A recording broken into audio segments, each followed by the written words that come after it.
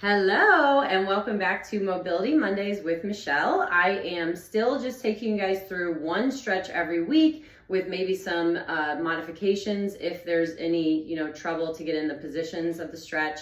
And we're really going to focus on one muscle group every week. And today we're going to talk about the hamstrings.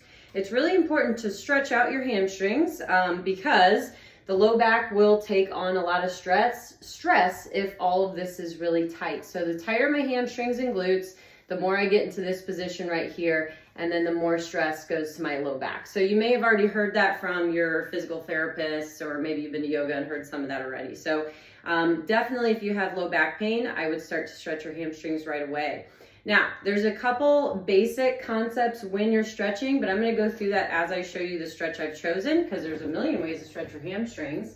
But I've chosen to go ahead and do the easy one where you lay on your back and you use some kind of tool. This could be a band, this could be a specific stretch for that, or strap, sorry. Or you could use the doorway or a wall. But I'm going to use a towel because everyone has a towel in their house. So this is applicable to everyone. And what I'm going to do is actually, without my hands, flattening this leg. Oh, there goes Brooke. Hey, no digging.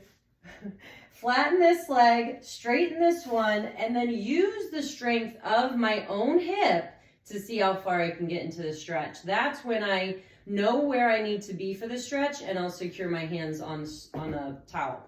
So the main thing is you're going to be in this stretch for 2 minutes.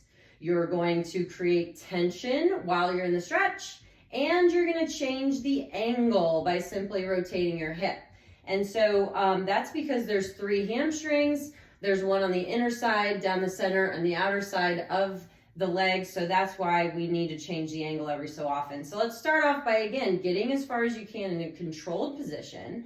Securing the hands. Your arms are basically just there to keep the towel in place and to keep you in the stretch. They're not pulling the strap or the towel.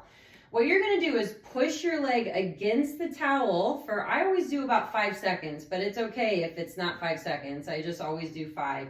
And then you're going to do the opposite, where if you see I'm not using my hands, but I'm pulling deeper into the stretch, that's because I'm using what we call the progressive angle and trying to get further into it and using the strength of the muscle tissue. That's what makes it effective. The arms can stay on the towel, but it's the arms that just keep you in place when you push against it. So again, it's 5 seconds pushing against the angle of the stretch, and then it's 5 seconds pulling deeper. My arms are just there for when I'm pushing against the strap.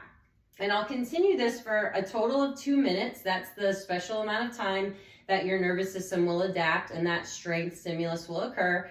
And as you're going through it, every so often, just change the angle. As you turn your foot inward, but not just your foot, your whole hip, you're going to face your toes to the opposite shoulder and do the same thing. 5 seconds against it, 5 seconds trying to pull deeper.